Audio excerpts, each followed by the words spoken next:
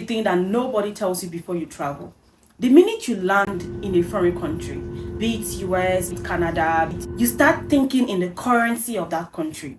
Because whatever you're buying in that country, you have to use the currency of that particular country. So your brain just flips. And the funny thing is, what you're probably earning in Nigeria is in no way in comparison to the cost of living in the country that you are in. So that is kind of like an eye-opener for you. I remember at the airport in Turkey paying for a meal that cost over 15 euro. I was just dumbfounded because I be buying a slice of pizza for 15 euro, and that would cost a whole box of pizza in my own country, but I'm buying just a piece of it for this amount. And for that slice of pizza, it cost almost 15,000 naira after doing the math in my head. And that experience actually made me obsessed in earning in euro, dollars, and in pounds. I started thinking that the people that are actually enjoying living in Nigeria are people that are remote workers, freelancers, people that are actually earning in this higher currencies. And it made me start thinking, how do I do that? How do I earn more in a currency that is totally going to change how I view money, how I think about money, and how I spend money? And traveling made me see all of this, made me see people that are actually winning in the economy. It wasn't about saving Naira anymore. It became about building a dollar denominated income. So when I actually travel out of these countries, I wouldn't be thinking in Naira anymore. I'll be thinking in what I'm actually earning. The second point is you learn the difference between needs and wants when you're traveling on a Nigerian budget. You make decisions based on your needs, even while on vacation, and not on your wants. Maybe you want to go somewhere and you look at the distance. You might decide to walk. Ordinarily, if you're in your own country, you would not walk. You would take an Uber. But based on the fact that if you're in this new country, you're spending such an amount on Uber alone, it's a jarring experience. And what you'd rather do is walk, so you wouldn't spend such a huge amount. Traveling makes you understand that in this foreign country, you don't need it as much. You actually develop a filter for spending money.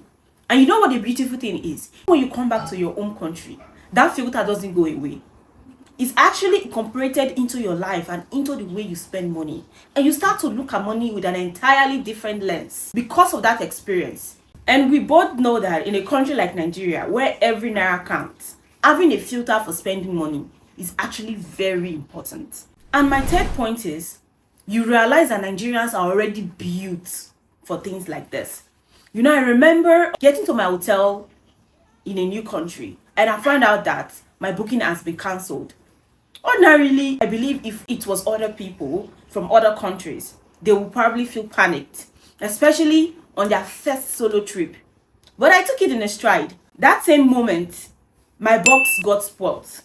All my clothes almost tumbled out of my bag. The Uber driver basically left me by the sidewalk for me to figure my shit out. And I wasn't panicked. To top it all off, it was even raining, but I did not panic. And I started to realize that it's the upbringing in Nigeria. You have no choice but to be tough. So carrying that character to another country, there's hardly anything that you would experience that would shake you. Because you know, in your country, they've done worse. You were brought up in a shittier situation. It's a very huge thing that would make you really uncomfortable. And it made me understand that all this time, we have been building resilience, building strength. And that resilience is the exact thing you need to build a business. That tenacity is the exact thing that you need to build a business. Saving aggressively, while everyone around you is spending, can be uncomfortable.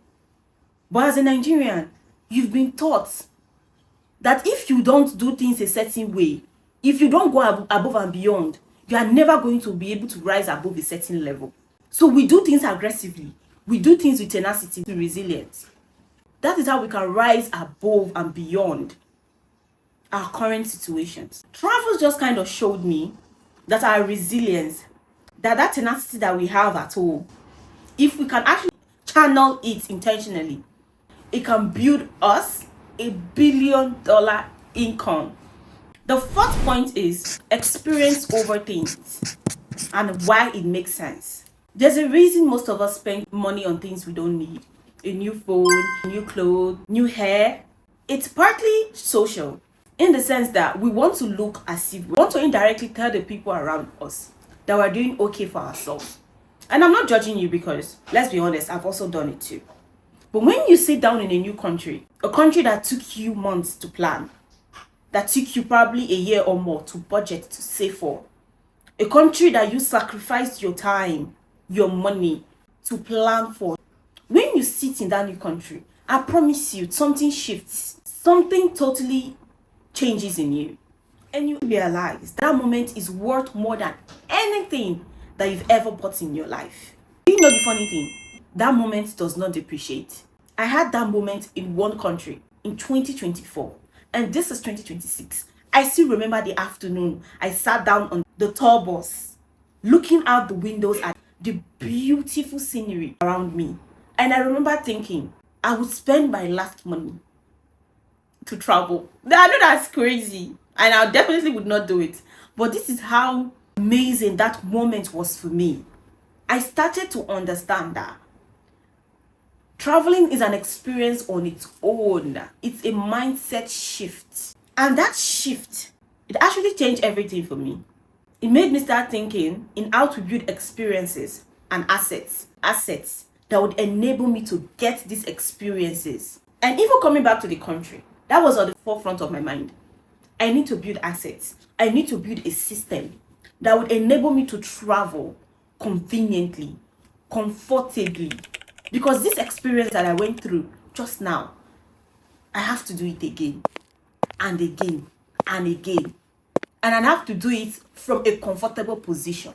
My fifth point is that it shows you exactly what you are working towards. This is the one I actually want you to really hear.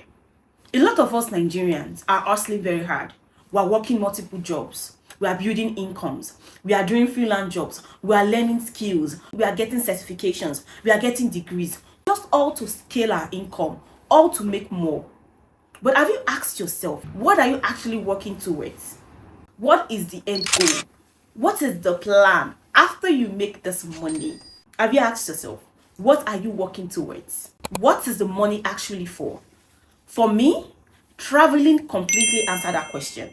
Sitting in a new place, in a new city, not worrying about data, not worrying about fuel cost, not worrying about what I'm going to eat for dinner, not worrying about such mundane things. That peace, that freedom, that was my reason why I was working so hard. It made me understand my reason, that freedom, that peace, that space in my brain to actually be able to think and find ways to be more productive. That is the freedom that I am working towards. For the freedom to think in wherever country that I want to be in, to have peace in wherever country that I find myself in. So, traveling did not just teach me about money. It gave me a reason to care about it. It gave me something to look forward to. So now, whenever I'm going into a new business, whenever I want to learn a new skill, I start thinking, when I make this money from this place, this is what ultimately it's going for. I'm building assets. I'm building a life that would give me freedom, the peace, the freedom to travel, to have fun, to gain new experiences. So, if you're sitting in Nigeria right now, thinking you need a huge amount of money to travel, that traveling is only for the rich people, I want to challenge that thinking. It's not. Traveling alone would give you the mindset shift that you need to completely change your life, to completely change the way you view money, your relationship with money, and the kind of life that you want for yourself. You start to understand that it's not just about the material value. It's not about the new shirt that you bought. It's not about the new phone that you bought. It's about the experiences of life. What makes life more beautiful. That's what travel does for you. And in my new video, I'm going to break down how I budgeted for my trips, how I saved down for my trips without touching my emergency funds. So if you're interested in that, subscribe, like, share, comment, and follow me for more insight. This is Ella Diaries, where we talk about everything that has to do with money, everything that has to do with traveling, and let's not forget books. We're going back to books very soon. So, guys, bye.